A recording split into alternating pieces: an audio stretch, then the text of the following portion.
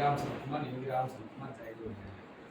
நம்ம பகவத்கீதையை வந்து கடைசியாக பார்த்துட்டு இருந்தோம். அதில் வந்து முதல் அத்தியாயத்தை பார்த்தா ரெண்டாவது அத்தியாயம் பார்த்தோம். முதல் அத்தியாயம் வந்து என்னன்னா விஷாத யோகம், அர்ஜுன விஷாத யோகம். ரெண்டாவது அத்தியாயம் வந்து சாங்கி யோகம். இப்போ மூணாவது அத்தியாயம் வந்து கொஞ்சம் பார்த்தோம், லாஸ்ட் டைம் பார்த்தோம், கர்ம யோகம் இருக்குது. நாலாவது வந்து கர்ம சந்நியாச யோகம், கர்ம சந்நியாச யோகம் என்னன்னா விசாத யோகம். நான் இந்த இதில் காலையில் படிச்சதை வச்சு ஜஸ்ட் ஒரு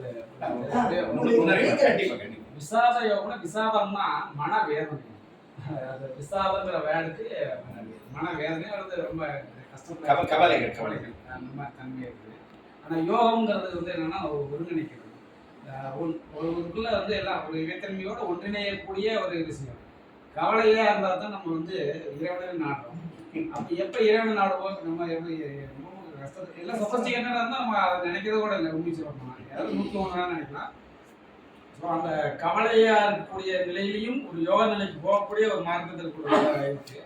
அந்த சூழ்நிலையை வந்து அந்த விசாத யோகத்தில் வந்து அர்ஜுனுக்கு ஏற்பட்ட விஷயங்களை வந்து அவரோட மனவேதனை, அவரோட கூறல்களை வந்து கிருஷ்ண பகவான் பார்த்து கேட்குறாரு. அவர் வந்து அதுக்கப்புறம் அவர் எக்ஸ்பிளனேஷன் கொடுக்குறாரு. அந்த இது வந்து ஃபர்ஸ்ட் அத்தியாயம் விசாத யோகம் சொல்லுது. அடுத்து சாங்கி யோகம். சாங்கி யோகம்ங்கிறது என்னன்னா, இந்த நம்ம ஆன்மானா என்ன, ஆன்மாவோட தன்மைகள் என்ன, ஆன்மாங்கிறது பிறப்பு இறப்பு பற்றி சொல்லுது. பிறப்பு இறப்புல வந்து நம்ம இந்த உடலுங்கிறது வந்து உடல் வேற, ஆன்மா வேற. உடலுங்கிறது வந்து பழைய இது, ஆன்மாங்கிறது வந்து இந்த உடலை பழைய சட்டையை எடுத்து தூக்கி போட்டுக்கிட்டு அடுத்து புது சட்டையை போட்டுக்கிற மாதிரி அடுத்த உடலை எடுத்துட்டு போயிடுது. அப்படிங்கிற விஷயத்தில் வந்து நம்ம அந்த சாங்கி யோகத்தில் தெரிஞ்சுக்கலாம். இந்த சாங்கி யோகத்தில் வந்து சாங்கி யோகத்தை வந்து நம்ம இது எனக்கு தெரியும். இப்போ நம்ம ரமண மகரிஷி வந்து இந்த ஆன்மா சம்பந்தமான விஷயங்களை வந்து டைரெக்டாக ஆன்ம விசாரம் செய்ய சொல்றதுனால சாங்கி யோகத்துக்கு நமக்கு இப்போ ரீசெண்டாக கிடைச்ச குரு வந்து அவர் ரமண மகரிஷியை நான் செய்யணும். அடுத்து வந்து கர்மயோகம். கர்மயோகம் வந்து நம்ம மூணாவது கர்மயோகங்கிறது நம்ம சாமி சொன்ன வச்சுருக்கலாம். கடமை செய்ய எல்லாத்தையும் தூக்கி பிச்சைக்காரன் கொடுத்து வேலைப்பாடு பார்த்துட்டே இருக்கணும். அதனால கர்மயோகம் தான் வந்து எல்லாம் மேஜராக சொன்ன இதாக இருக்குது. அந்த கர்மயோகத்தில் நம்ம கரெக்டாக பண்ணாலே வந்து அந்த முக்தி மோட்சம்னு சொல்லக்கூடிய எல்லா எந்த நிலையாக இருந்தாலும் அடைஞ்சிடலாங்கிறது கர்மயோகத்தில் பண்ணிக்கலாம். ஸோ கர்மயோகத்தில் வந்து கர்மயோகத்தில் லாஸ்ட்டாக ஒரு 14 பாடல்கள் பார்த்தேன், ரைட்டாக ஓரளவு பார்த்தேன். இருந்தாலும் நம்ம ஜஸ்ட்டு அது முதல் 4வது பாடலுக்கு நேராக ப்ராப்ளம். ஃபஸ்ட்டு வந்து என்னென்னா கர்மயோகத்தில் வந்து அர்ஜுனா வந்து கேட்குறான். அர்ஜுனா வந்து கிருஷ்ண பரமாத்மா கிட்ட கேட்குறாப்படி, ஜனார்தனனே கேசவனே, பலனை எதிர்பார்க்காத செயல்களை விட புத்தி சிறந்ததுன்னா இந்த போரில் என்னையே ஈடுபடுத்துற, ஏன் என்னை போரில் ஈடுபடுத்துற, இந்த போரில் நீ வந்து என்ன சொல்ற, அதாவது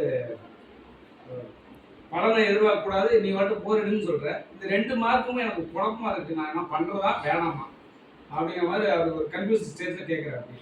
அப்போ வந்து என்னன்னா பகவான் சொல்றாரு என்னன்னா, இது வந்து சிலர் வந்து இந்த சாங்கிய தத்துவ சிந்தனையால வந்து ஆன்ம விசாரம், அந்த ரமண மகரிஷியோட ஆன்ம விசாரத்து வழியாகவும் சிலர் வந்து பக்தி தொண்டனாலும் தன்னுணர்வை அடைய முயற்சிக்கிறார்கள். அதனால நீ வந்து குழப்பிக்க வேண்டாம், இதை வந்து நான் உனக்கு நான் விளக்கமாக சொல்கிறேன் அப்படின்னு சொல்லி சொல்கிறாரு. அது வந்து இந்த 4வது பாடல் என்ன சொல்லுங்க, 4வது ஸ்லோகம் என்ன சொல்லுங்கன்னா, ந கர்மணாம் அனாரம் நைஸ்கர்மியம் புருஷோத்ம அஸ்முதே நச சந்நியாசனா ஏவ சித்திம் சமதி கச்சதி. நான் அப்படின்னா இல்லை, கர்மானம்னா விதிக்கப்பட்ட கடமைகள், அனாரம் பார்த்தா செயலாற்றாமல், அனாரம் பார்த்தோம்னா செயலாற்றாமல், நைஸ்கர்மியம்னா விளைவுகளிலிருந்து விடுதலை. ஒரு வேர்டு ஃபஸ்ட்டு ஜஸ்ட் நம்ம போராட்டம் சொல்லுவோம். சன்னியாசம்னா துறவால், சன்னியாசம் சன்னியாசாத்துங்கிறது துறவால், ஏவ அப்படின்னா வெறுமையை, சித்திமான வெற்றி, சம கச்சதினா அடைகிறான். அதாவது இது என்ன சொல்லணும், செயல்களில் இருந்து விலகிக் கொள்வதால் விளைவுகளில் இருந்து ஒருவன் விடுதலை பெற முடியாது. முதல்ல கர்மமே பண்ணாமல் நான் தப்பிச்சுக்கிறேன் அப்படின்னு நீ இருக்கவே முடியாது, ஏதாவது நீ செஞ்சுதான் ஆகணும். துறவால் மட்டுமே பக்குவ நிலையை அடைவது என்பது சாத்தியம் முடியாது. இதுதான் மெயினான விஷயம். இப்போ இப்போ துறவு நம்ம எல்லாமே சாமியாராயிரன்னு சொல்லிட்டு சொல்றதுதான் இங்கே எல்லாமே கோடிங்கிறத அடைச்சு கொடுத்துட்றாங்க. அதனால வந்து செயல்களின் விளைவுகளிலிருந்து யாரும் தப்பிக்க முடியாது. நான் அவர் தான் சொல்றேன், நானுமே தப்பிக்க முடியாது.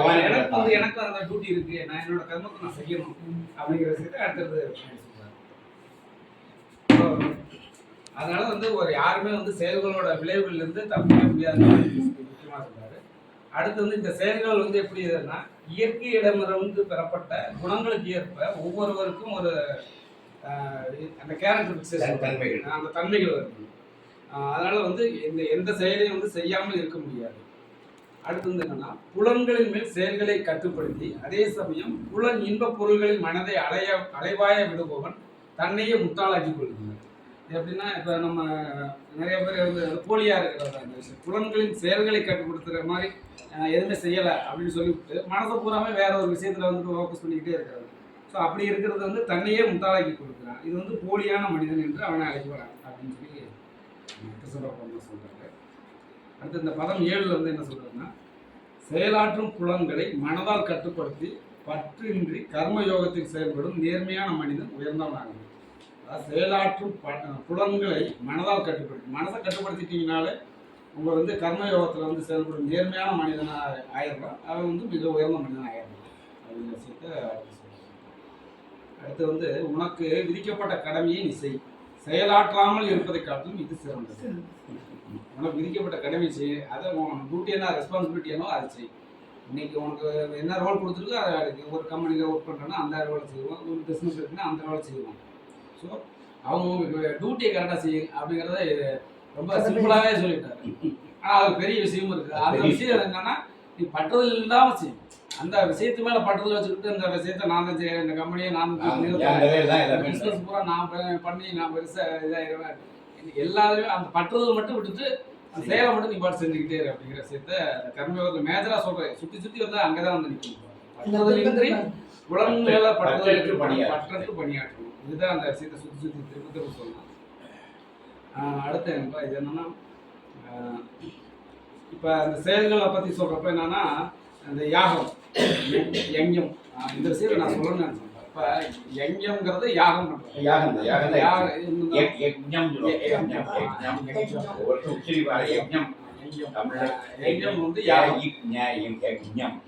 வேதங்கள் மூலமா நம்ம வந்து யாகங்கள் பண்றோம். அந்த ஹோமம் பண்றது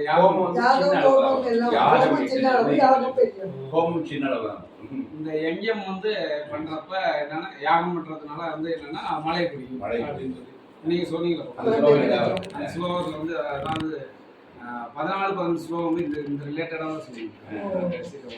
அந்த ஸ்லோகத்தை மட்டும் வாசி கண்டிப்பாக முக்கியமான ஸ்லோகம். அதில் பிரம்மாவின் தவத்தினால் வந்து இதில் வந்து செய்கின்ற யாக யஜ்ஞங்களால் மழை வருகிறது. அன்னாத் பவந்தி யூதானி வர்ஜன்யா அன்ன சம்பவ யக்ஞா பவதி வர்ஜன்யோ யம்ய கர்ம சமுத்பவ அப்படின்னா இதோட டைரக்ட் மீனிங்னா மழையால் தோற்றுவிக்கப்படும் தானியங்களால் எல்லா ஜீவன்களின் உடல்களும் வாழ்கின்றன. மழையால் தோற்றுவிக்கப்படும் தானியங்களால் எல்லா ஜீவன்களின் உடல்களும் வாழ்கின்றன. யாகத்தால் மழையும் விதிக்கப்பட்ட கடமைகளால் யாகமும் உண்டாக்கப்படுகிறது. இந்த கடமையில வந்து யாகமும் உண்டாக்கப்படுகிற சூப்பரா இருக்கு. இந்த முண்டகோபுரிஷத்து பின்னாடி அக்னிஹோத்திரத்தை வர்ணிக்குது. அக்னிஹோத்திரம் மட்டுமே சொல்லுது. இப்ப இந்த விஷயம் இருக்கு. இந்த விஷயத்த அடுத்து வந்து நம்ம அந்த அடுத்த அத்தியாயம் இருக்குல்ல, உன்னத அறிவு, அதாவது சுப்ரீம் நாலேஜ் சொல்றாங்க. இந்த உன்னத அறிவுங்கிற அடுத்த அத்தியாயத்துல இதே விஷயத்த அப்படியே கொஞ்சம் சொல்றப்ப யாகங்கள்ல வந்து நீ சொல்லும் போல நிறைய வெரைட்டி ஆஃப் யாகங்கள் சொல்றாங்க இருக்கு. அதுல வந்து நம்ம நிறைய பண்றோம்னு சொல்றாங்க. இது அதற்கு அடுத்த ஸ்டேஜ்ல என்ன சொல்றாருன்னா அடுத்து அதோட எண்டு ஸ்டேஜ், இந்த அத்தியாயத்தோட எண்டு ஸ்டேஜ்ல என்ன சொல்றாருன்னா நீங்க மனதளவுல வந்து ஞானத்தை வந்து ஆகுதி பண்ணிட்டீங்கன்னா அது வந்து இந்த உலகத்துல மழையை வருவிக்கும் அப்படின்னு சொல்றாரு. சுத்தி அங்க வந்து நிக்கிறாங்க. இப்ப பாத்தீங்கன்னா உண்மை இது என்ன விஷயம்னா, நம்ம இன்னைக்கு யானை எங்கம் பண்றோம். கண்டிப்பா நம்ம வந்து ஒரு இங்க ஒரு எங்கம் யாகம் பண்ணி கண்டிப்பா கண்டிப்பா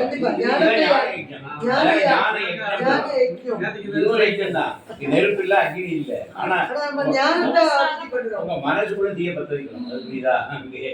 இங்க ஒரு அக்னி வரும். அந்த விஷயத்தை அடுத்த இந்த உங்க கான்செப்ட்ல தியேட்டர் சொல்றாங்க. அப்புறம் வந்து இந்த யானை எங்கம்ங்கிற நம்ம இந்த கான்செப்ட் வந்து நம்ம பகவானால ஒரு சூழல் இங்க ஒரு யாகத்தை பண்ண வச்சிருக்கிறாருங்கிறது தான் நான் நினைக்கிறேன். உண்மையிலே இந்த இதை படிக்க எனக்கு உண்மையிலே ஒரு மிக வேதங்களை பத்தி நம்ம வெறும் நம்ம வாழ்க்கை தேவைக்கான விஷயங்களை சொல்லி இருக்குங்கிறதையும் இது சொல்லுது.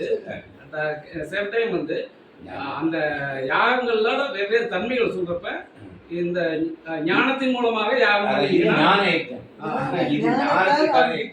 அப்படின்னு சொல்லி சொல்றது. அது மூலமாகவும் மழை வரும். இங்க வந்து மழையால் தோற்றுவிக்கும் தானியங்களால் எல்லா ஜீவன்களும் உடம்பு வாழ்கின்றன. யாகத்தால் மழையும் வரும்னா நம்ம யானை எங்க பண்றோம் மழை கண்டிப்பா அது கண்டிப்பா ஏதோ ஒரு பேலன்ஸ் பேலன்சிங் பண்ணுங்கிறத நல்லார் ஒருவர் உலகில் அவர் பொருட்டு எல்லோருக்கும் பெய்யும் மாமழை. ஸோ அதனால வந்து நம்ம கடமை செய்யணும். அந்த கடமையை கரெக்டாக ஃபாலோ பண்ணாலே வந்து பகவான் மழை வாரம் மும்மாரி மழை பொழியும்னா நமக்கு அவரவர் கர்மாக்களை அவரவர் கரெக்டாக செய்யணும். அடுத்து வந்து என்னன்னா இது வேதங்களில் விதிக்கப்பட்ட யாக சக்கரத்தை மனித வாழ்வில் கடைபிடிக்காதவன் பாவகரமான வாழ்வு வாழ்கிறான். புலன்களின் திருப்திக்காக மட்டும் வாழ்பவனின் வாழ்வு பயனற்றது.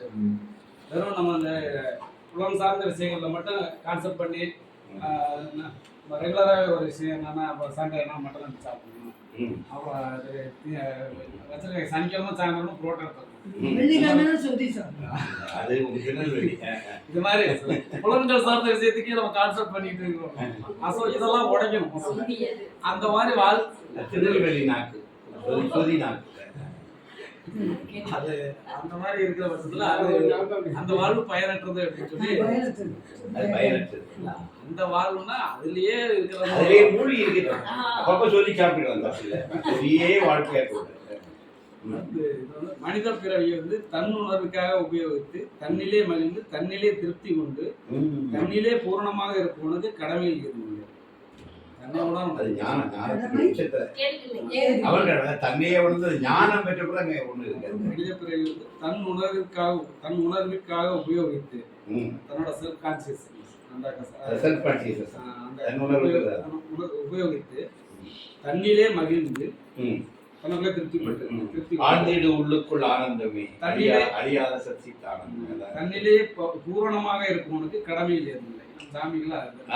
அந்த அந்த இடம் இவன் நடக்கின்ற ஒவ்வொரு நடையிலும் என் தந்தையின் பணியை செய்கிறாங்க. நான் கூட என்ன சொல்றேன், என்னுடைய ஒவ்வொரு அசைவும் சாதாரண அசைவு இல்லை. நீங்க ஒவ்வொரு எடுத்து வைக்கிற ஒரு அடியிலும் என் தந்தையினுடைய பணியை செய்கிறேன். அதுக்கு வந்து தன்னை உணர்ந்தவனுக்கு விதிக்கப்பட்ட கடமைகளை செய்வதால் அடைய வேண்டிய நோக்கம் ஏதும் இல்லை, அவசியம் இல்லை. மற்ற ஜீவன்களை நம்பியிருக்க வேண்டியதும் இல்லை. அதனால பற்றின்றி செயல்படுவதால் ஒருவன் பரத்தை அடைகிறான். செயல் செய்யறப்ப வந்து அந்த பற்று இல்லாம இருந்துட்டாலே அவன்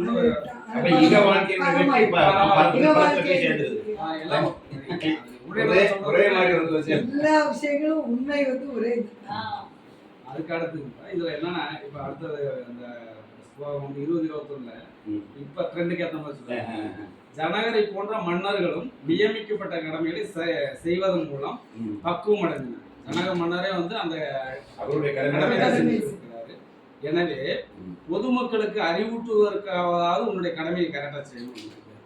இப்ப இதெல்லாம் நம்ம அரசியல்வாதிகள் சொல்லணும். ஒரு லீடரா இருக்கக்கூடியவர்களோட இம்பார்ட்டன்ஸ் அடுத்து அதுதான் சொல்றாங்க. பெரிய மனிதன் எத்தகைய செயல்களை செய்கிறார்களோ அதையே பொதுமக்களும் பின்பற்றுகின்றனர். தன் செயல்களால் எந்த தரத்தை உவமையாக காட்டுகிறார்களோ உலகம் அதை பின்பற்றும். மன்னன் எவ்வளி மக்கள் வந்து நம்ம லீடர்ஷிப் ரொம்ப இம்பார்ட்டன்ட். லீடர்ஷிப் அவன் தான் சமூகத்துக்கு மோட்டிவேட் பண்ணணும். சமூகத்தையே கைட் பண்ணி கூட்டிட்டு போறாங்க. அதான் ஆமா, என் பர்சனல் லைஃப் அது ஒருத்தர்லன்னு சொல்லக்கூடாது. எல்லாமே ஒருத்தர் தான். அது ஒருத்தர்லன்னு சொல்லக்கூடாது. அதையும் சரி பண்ணும். லீடர்ஸ் ஒருத்தர் சொல்லி விட்டுறக்கூடாது, அதை சரி பண்ணிட்டு மூன்று உலகங்களிலும் நான் செய்ய வேண்டிய கடமை ஏதுமில்லை. எனக்கு ஒரு கடமை இல்லை. ஆனா அடுத்து நான் அடைய வேண்டியதோ ஏதுமில்லை. பகவான் சொல்றாரு, மூன்று உலகங்களை நான் செய்ய வேண்டிய வேலை எதுவும் இல்லை, அடைய வேண்டியது இருந்து வந்து நான் விதிக்கப்பட்ட கடமையில் ஈடுபட்டுள்ளேன். ஆத்மாவே வந்து சொல்றாரு. அதுக்கு மேல என்ன சொல்றாரு? கடவுளே ஜென்மம் எடுத்தாலும் அவர் கர்மாவை செய்வார். ஏனெனில் வந்து விதிக்கப்பட்ட கடமைகளை கவனத்துடன் செயலாற்ற நான் எப்பொழுதாவது தவறினால் மனிதர் எல்லாம் நிச்சயமாக என் பாதை பின்பற்றுவார். பகவானே சொல்றப்ப நம்ம அதுதான் தலைவன் வந்து மற்றவங்க முன்மாதிரியா வாழ்ந்து காட்டுகிறது. அது ரொம்ப முக்கியமான விஷயம்.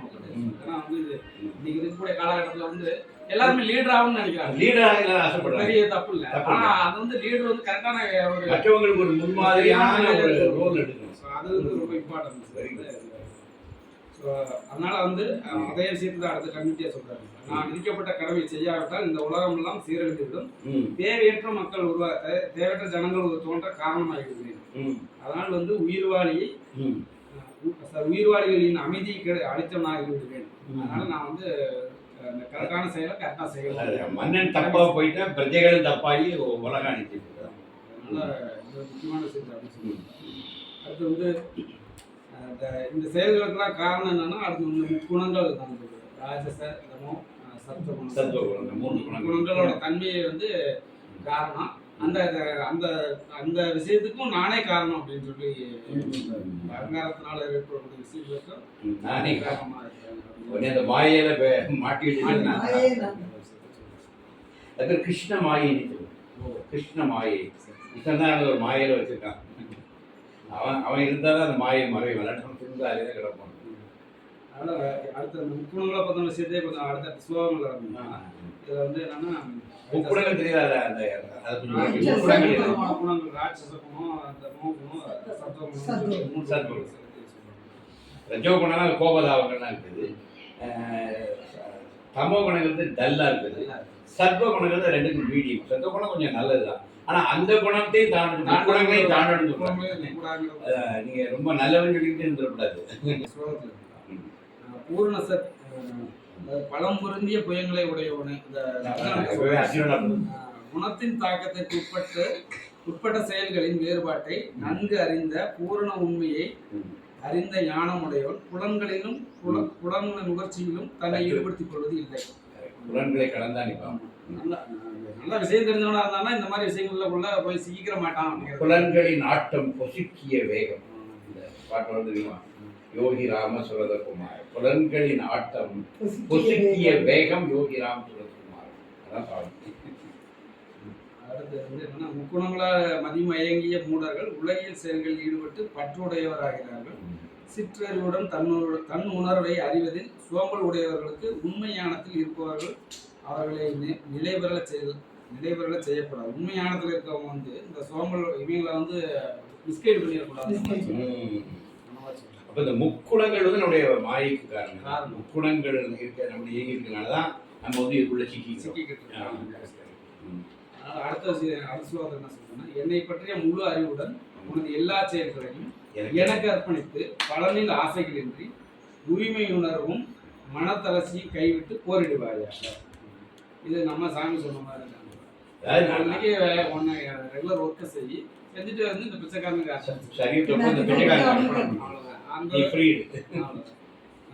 இதை ரெகுலரா பண்ணிட்டாலே பெரிய இது வந்து இது நம்ம சாமி வந்து கீதையின் பாதையிலேயே இருந்து